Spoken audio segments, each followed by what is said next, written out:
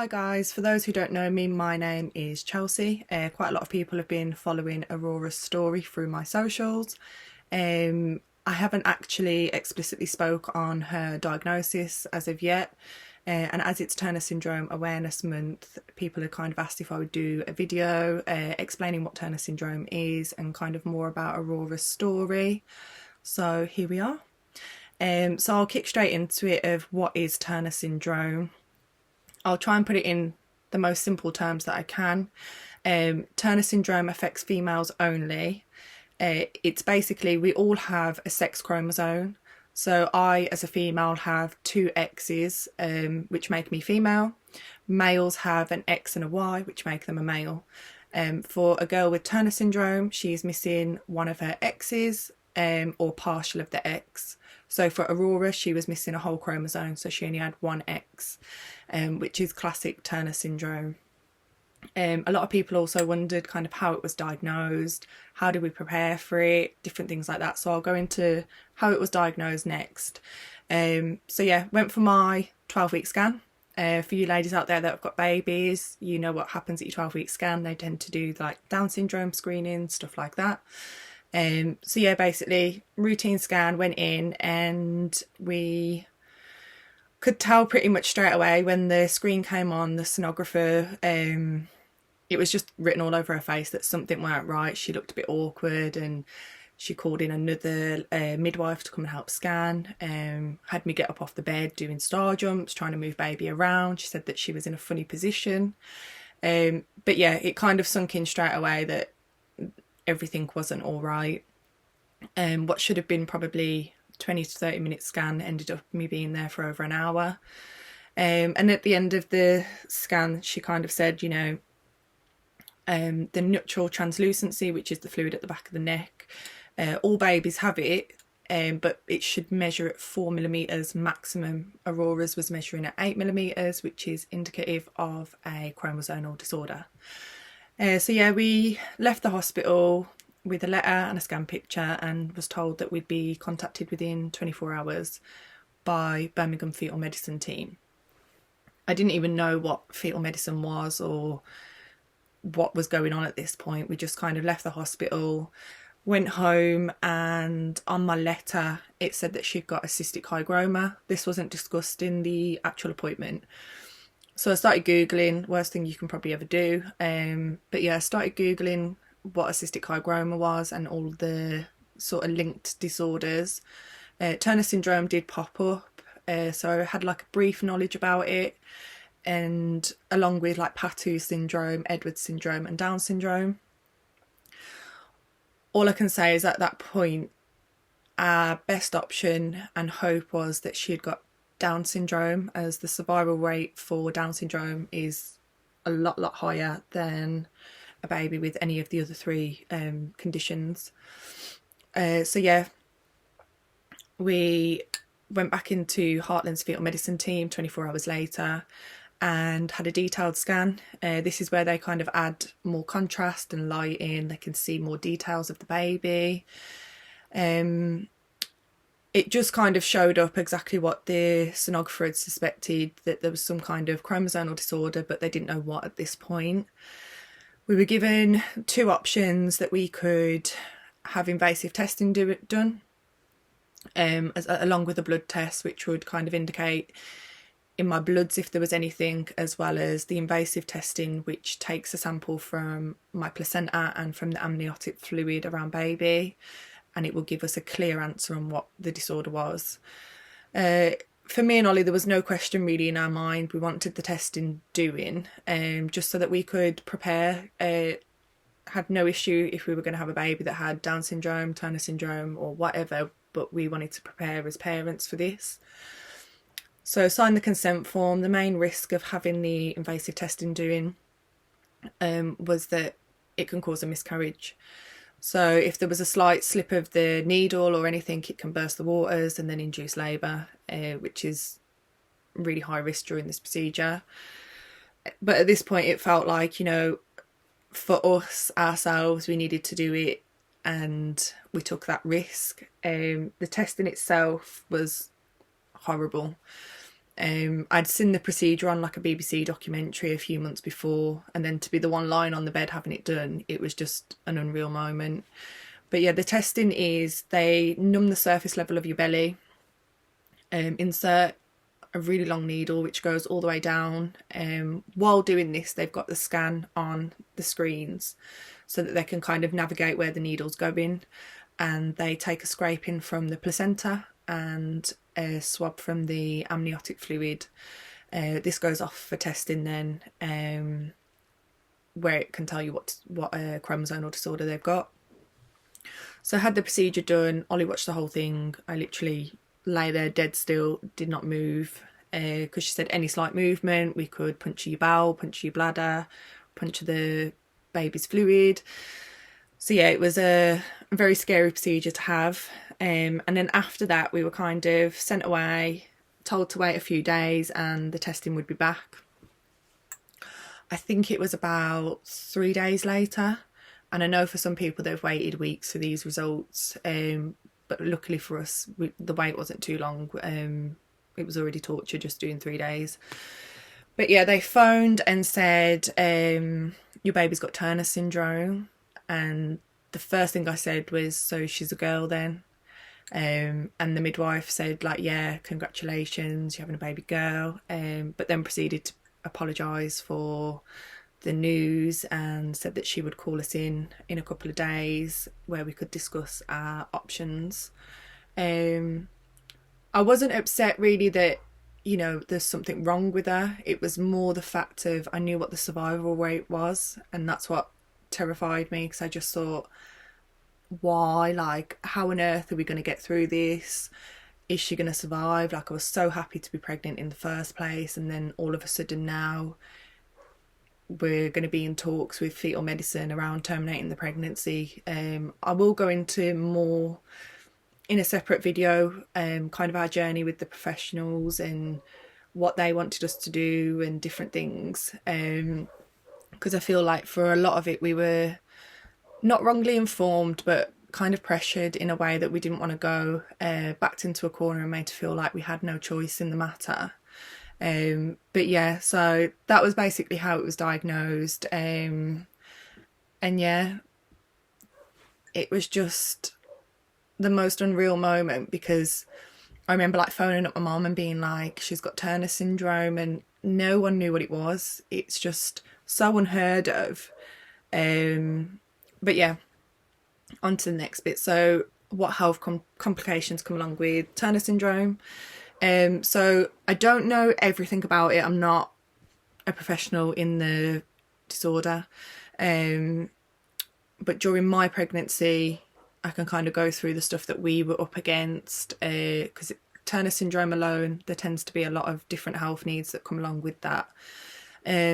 So during the pregnancy itself, it just felt like an endless amount of different health complications that would come up on each scan.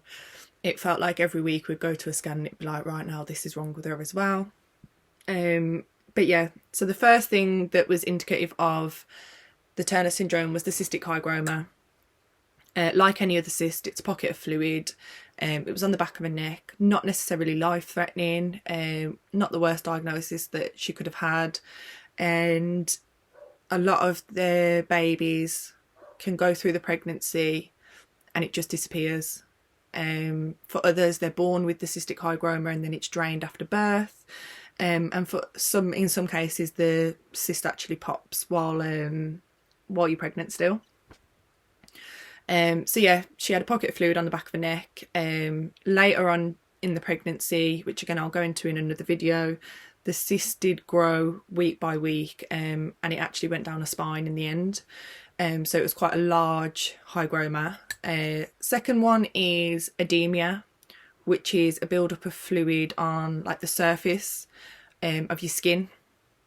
This is something that Turner syndrome girls suffer with throughout their life. Not necessarily everybody, but yeah, it's a build-up of fluid generally on their hands and their feet. They can struggle with this as an adult, as a baby, and during pregnancy.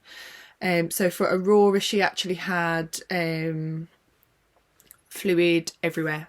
So it was on her face, on her belly, her chest, her legs, feet, hands. You could see it in the scans. So in the first few scans she was very dainty, and then as the scans went on, you could see like the swelling on her hands and stuff. So I've actually got a scan picture where you can see her hand sort of waving, and you can see how swollen it is, and it's just the fluid on the surface of the skin.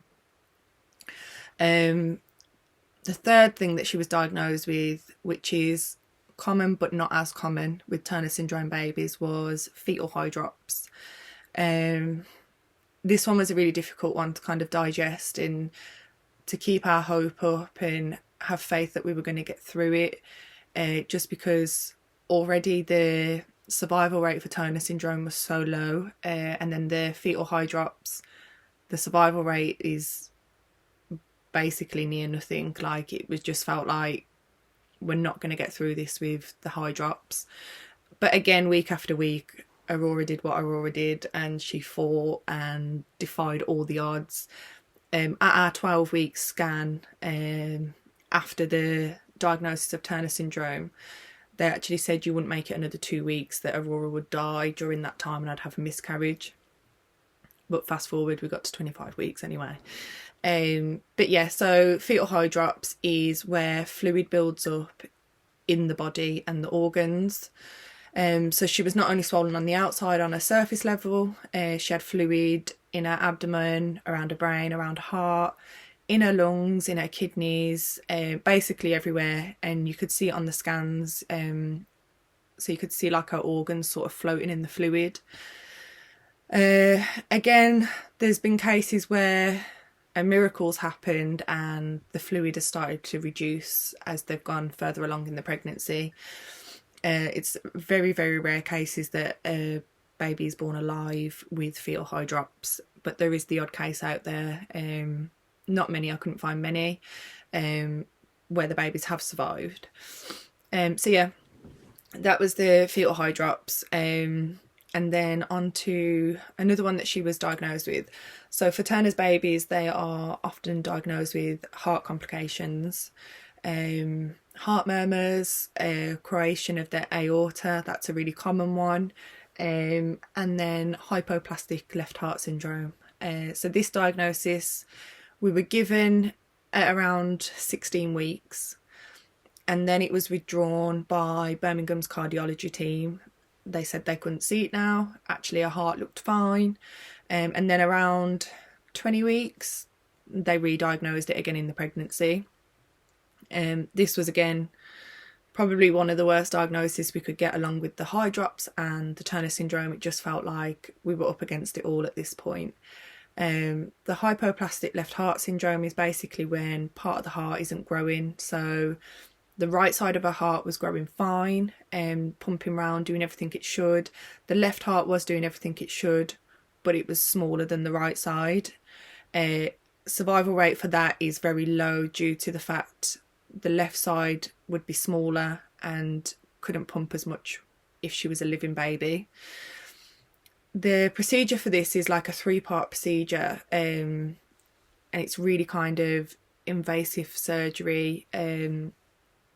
We had many sit-downs with Birmingham Children's Hospital and the cardiologists at Birmingham Women's Hospital around what they could do. They would be very reluctant to actually do the procedure on her just because of all of her other health problems.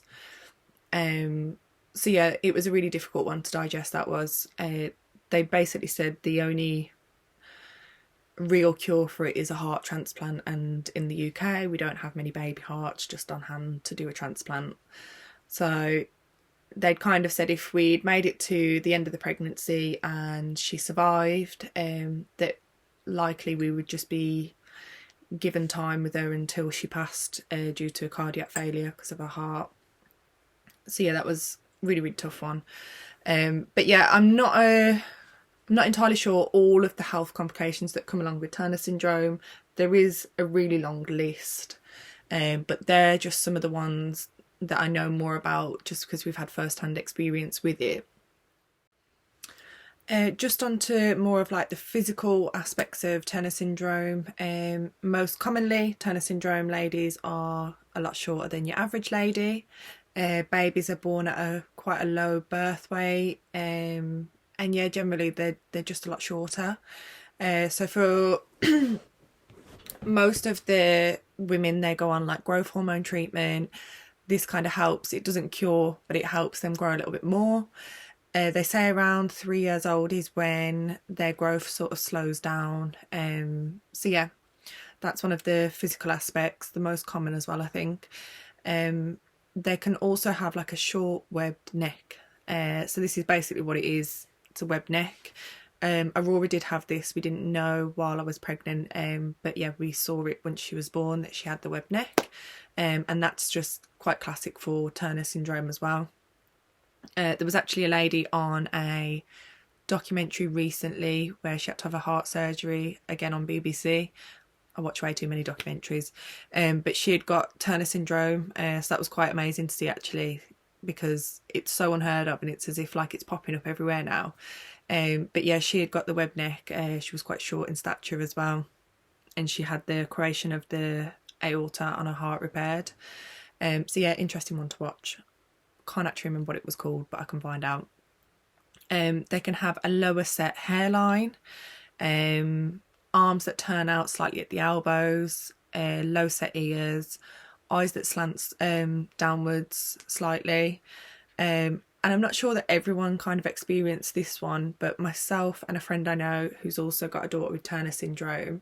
So Aurora was missing one of her toes, so she only had 4 toes on her 1 foot. And a friend of mine, her daughter, has got 3 toes on her 1 foot. I haven't read anywhere that that's kind of common for Turner syndrome, but I just thought it was a bit strange that both me and my friend who have got Turner's babies, our babies both had that. Yeah, so with fertility and Turner syndrome, they are born with a reproductive system with your ovaries and everything, but generally they don't work as they should. So Turner syndrome girls going into like teenage years, where you should be hitting puberty, it doesn't generally happen as it would for me or for any other woman out there. They need help with through like hormone treatment to kickstart puberty and their monthly cycle. Along with this, then their fertility is affected. There's lots of other ways, you know, you can have babies, IVF, fostering, adoption, surrogacy, all of that sort of stuff. So there's ways out there for them to have children, but it was something like me and Ollie did discuss worrying about if she'd ever resent us, if she couldn't have babies of her own. But I guess kind of we never got to that stage. And actually, I think I could have took being a little bit selfish and having her in my life, and then looking at other ways for her to have babies when she kind of got to that age. But yeah, so that's kind of another thing that it affects their fertility. Early hormones, so they'll have like HRT treatment. There is women out there that have been able to have like Turner syndrome women who have been able to go on and have babies, which is amazing. Onto a little bit more around the survival rate for Turner syndrome, and the statistics, just because it seems like it's so rare and unheard of, but actually the statistic is that it affects 1 in 2,000 pregnancies. When you consider how many people get pregnant a year, it doesn't seem like it would be that rare. So yeah, 1 in 2,000 pregnancies. The predicted survival rate for a Turner syndrome baby is 2%. So yeah, really, really rubbish odds, and the ones that do survive, you know, absolute little miracles. Really, really strong little girls, absolute fighters. Is Turner syndrome hereditary? So this is a question that we'd had, and a question that me and Ollie had ourselves as well. So I've been through genetic testing. Ollie's still yet to have it, but no, it's not hereditary. It's just such a random thing that happens at the very start of conception. Yeah, there's nothing in me, there's nothing in Ollie, there's nothing we could have done, there's nothing that could have prevented it. It can just happen. It can happen to anyone. And then could it happen again? My odds just because I've had a Turner syndrome baby, my odds are the same as everyone else's. So again, if I got pregnant again, the same odds apply, 1 in 2,000. But yeah, we are going through some testing and stuff just to kind of double check. Although we do know that there's nothing at all that can prevent it.